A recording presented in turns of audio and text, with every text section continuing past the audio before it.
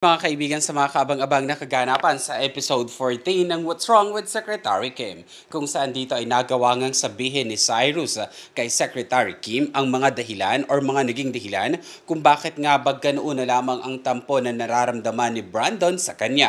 Dagdag pa na sinabi dito ni Cyrus umano ninakaw niya ang childhood or ang magandang memory dapat ng kabataan ni Brandon noon dahil sa pagiging mismong siya ang tumatayong leader ng mga bullies sa nakababatang kapatid. Sa episode 13 ay naging matapang nga itong si Secretary Kim na hinarap niya at tinanong itong si Brandon. Sinabi niya dito na ano ba talaga tayo? Bakit mo ako binibigyan ng mga regalo? Bakit nagpapakita ka ng pag-aalaga or ng care sa akin? Sabi pa dito na Secretary, let's stay sa ating mga boundaries.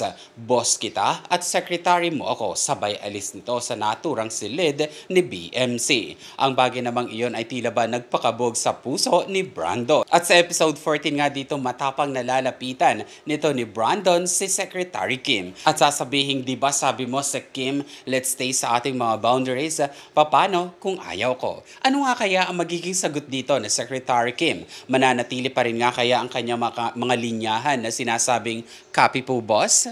Para po sa iyong komento, just leave your comment below. At kung hindi ka pa po nakasubscribe, please do subscribe po para updated po kayo sa mga latest na kaganapan ng What's Wrong with Secretary Kim. Marami pong salamat!